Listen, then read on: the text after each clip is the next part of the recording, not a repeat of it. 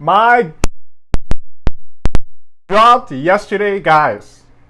Yo, if you have not seen that episode, you have to go watch it like right now, and then watch it again, and then watch it again, and then shit, just watch it again, just cause it was that nice. It was that nice. It was that nice. And so I just want to say, yo, I just want to break it down. Honestly, Goda is cooking right now. We got the anime going off, and obviously, like every single episode from here is pretty much gonna be butter. It's pretty much gonna be. But anyways, we got the episodes. We got the live action coming up soon. Stay tuned. I'm gonna drop my reaction to the live action as well. We got the manga obviously going crazy. Oh my goodness, it's just a great time to be a One Piece fan. You know what I'm saying? So, anyways, the chapter starts off with Joy Boy, obviously Luffy on the ground, but we start off with Zunisha, and I actually really like Zunisha's voice. For some reason, I thought it would be like a female voice, but apparently we got a male voice, so we're doing the whole male voice thing. So it starts off with Zunisha basically saying Joy Boy is here, you know, and we really get like the sound of the heartbeat. We get the drums. It's just like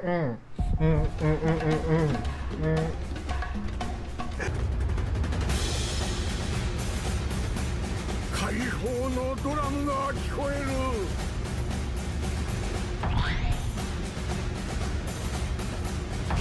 800年ぶりに聞く解放のドラム。 It sounds so good. It just feels good. And then we get to Luffy. Luffy just laying there, and he's kind of like, "Why am I here? Like, what's going on? I feel lost. Like I lost the battle." But we get to see Gear 5. It's white. He's all white. Oh my goodness, phenomenal. But what's crazy is the amount of black lightning and conquerors. Just the gold lightning that is just emitting from his body, literally just pop, pop, pop, pop, pop, going everywhere. And Sanji wakes up and he can like feel it. Everyone's like, Luffy, you know what I mean? And so it just, oh my god, words can't even describe the feeling that came over me, just like washed over me as I was watching, or just like the epitome of all of these years of just watching this show. And then obviously, you know, the hype from seeing or understanding what happened in the manga, now we're getting to actually see it, and obviously the hype that we've all been waiting for this, and was it really going to live up to expectations? And yeah, in my opinion, it lived up to expectations, in my opinion. So one of the coolest parts of this episode too was the Gorosei. So we like kind of shift over to the Gorosei talking about the devil fruit, and they're just talking like, and always the Gorosei just looks so tough, man. They just look so tough, so like stern, serious, you know what I mean? And basically they're just talking about how the devil fruit has just been evading them for 800 plus years, how it hasn't been awakened in like 800 plus years, and now the Gomu Gomi, we got the Gomu Gomu reveal, so now we know it's the Nika Nika fruit, which, oh man, it's just so nice to have that actually happen in like the real world of like just the anime watchers, because like there's a lot of people that just watch the anime, and then there's people like me that understand what's going on in the manga as well, but and then it doesn't feel so, there's a block there, there's like something missing, you know, and so we get to connect it all, and it's just like, yes, now I can talk to everybody about Gear 5. Except the people that aren't caught up yet. Man, I feel so sorry for y'all. I have a friend right now who's literally going through the entire anime, and he's on just finishing Whole Cake Island. Literally, anybody who's like starting One Piece or like on the journey to finishing One Piece and is close to Wano, by the time you get to Wano and you get through Wano, holy crap, you're going to be eating so nice. Mwah. The Luffy battles are going to be done against Kaido. We're probably going to be wrapping up Wano, and you're going to be on your way to Egghead. And then they're going to... Oh my goodness. Spoiler alert, by the way, sorry. But yeah, so we learned about the Nika Nika fruit, which is a mythical zone type devil fruit model human. And so the whole time you can kind of see it, and I kind of thought it was cool because before he even went into Gear 5, like going back to the previous episode, you could see like the clouds around him when he was in Gear 4, when he thought that was his final form. And so he was already awakened, and then I guess he just, boom, once he died, it was just game over. But the amount of Conqueror's Haki and Black Lightning emitting from this dude is insane, and it's just like,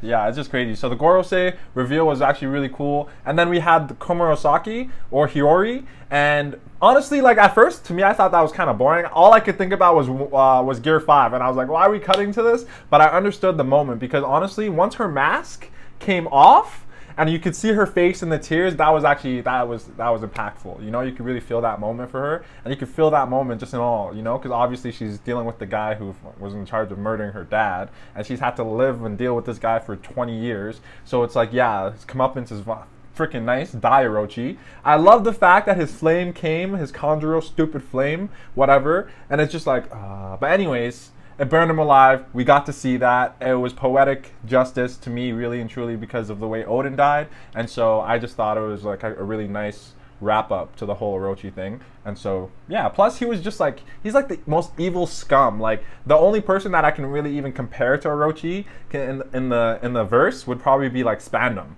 You know, we all hate Spandam. And so, like, I bet we're probably all going to hate Emu too, but like, we all hate Spandam. And I feel like he's just as bad, if not worse. You know what I mean? So now we get back to the fight.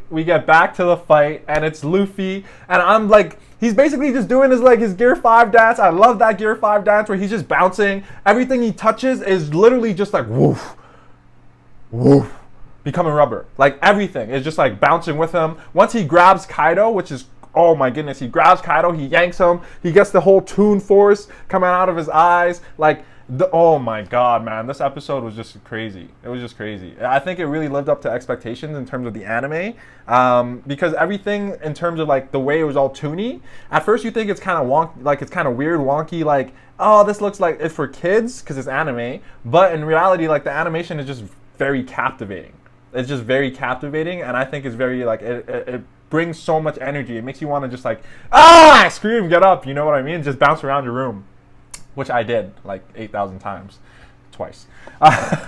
So yeah, I mean, so basically we get to see him actually fight him. We see him reach down and grab him and pull him up. Now, my favorite part was just like, so basically the Gear 3rd when he blows into his thumb, and the way he was just getting huge to freaking pull this guy up and yank his ass back up to the roof. Oh my god, yeah, that was lit.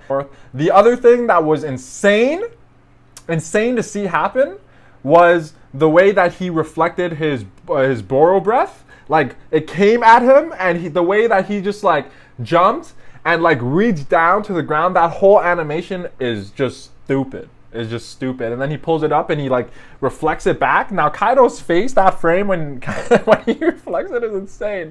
When he gets hit by it is insane.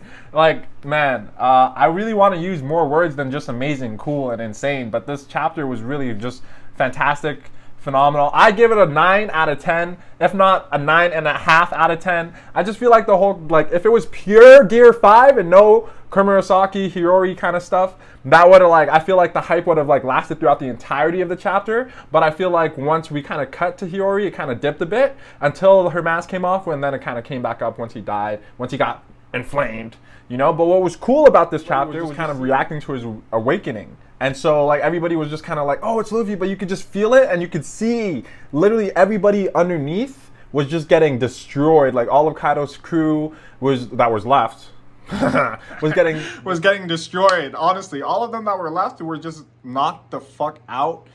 They could not do anything. It was a wrap. It was just a wrap. So I just feel like they don't really know that what's happening to Luffy. They can just kind of feel the energy.